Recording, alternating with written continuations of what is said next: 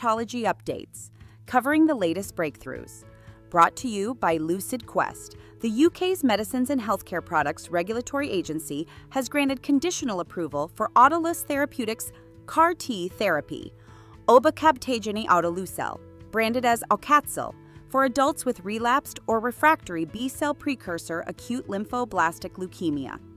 The approval, based on the pivotal FELIX study, showed a 12-month survival rate of 81% and remission in 55% of patients.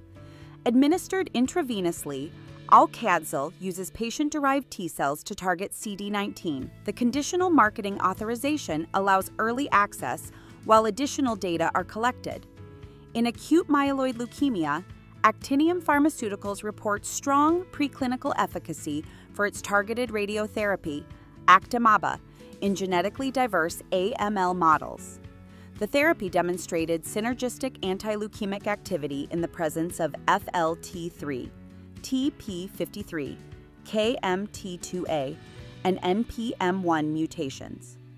It showed compatibility with azacitidine, FLT3, and menin inhibitors.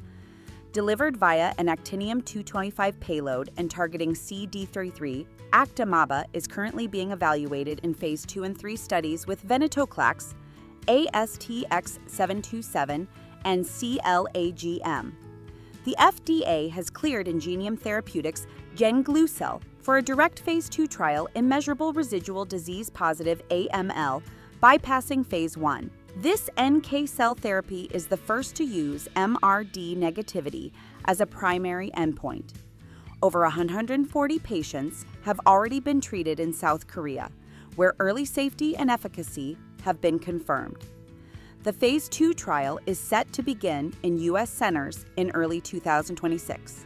In chronic lymphocytic leukemia, the EMA's Committee for Medicinal Products for Human Use has recommended approval of Calquence combined with venetoclax, with or without obinutuzumab for previously untreated patients.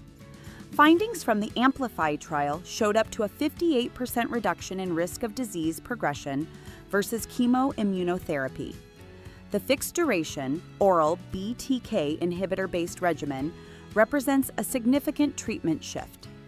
At the 3-year mark, median progression-free survival had not been reached in the trial arms. Genmab is preparing to submit a supplemental biologics license application for epcoritamab combined with rituximab and lenalidomide in relapsed follicular lymphoma. Data from the EPCOR-FL1 phase 3 study showed a statistically significant overall response rate, with a p-value of less than 0.0001. The company plans FDA submission in the first half of 2025, with global filings to follow. No new safety concerns were reported. Genocury has announced compelling clinical data using in vivo CAR-T technology in relapsed or refractory diffuse large B-cell lymphoma. The treatment achieved full remission in patients without lymphodepletion. This CD19-targeted CAR-T avoided both cytokine release syndrome and immune effector cell-associated neurotoxicity. Because it eliminates the need for ex vivo engineering, this innovation could reduce both treatment cost and toxicity and broaden access to CAR-T globally.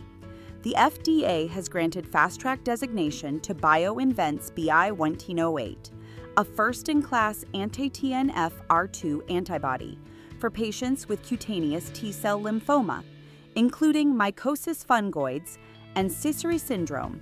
Interim data from a phase 2A trial reported 3 partial responses and 1 case of stable disease among heavily pretreated patients. Fast Track status enables rolling review and may expedite OA's approval timelines. Finally, the European Commission has approved Regeneron's Lynozyfic, a bispecific antibody targeting BCMA and CD3, for relapsed or refractory multiple myeloma after at least 3 prior therapies.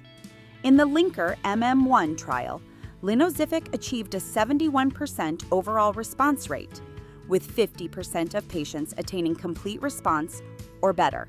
The therapy offers response-adapted dosing every 4 weeks following response onset and provides a new treatment option for heavily pretreated patients.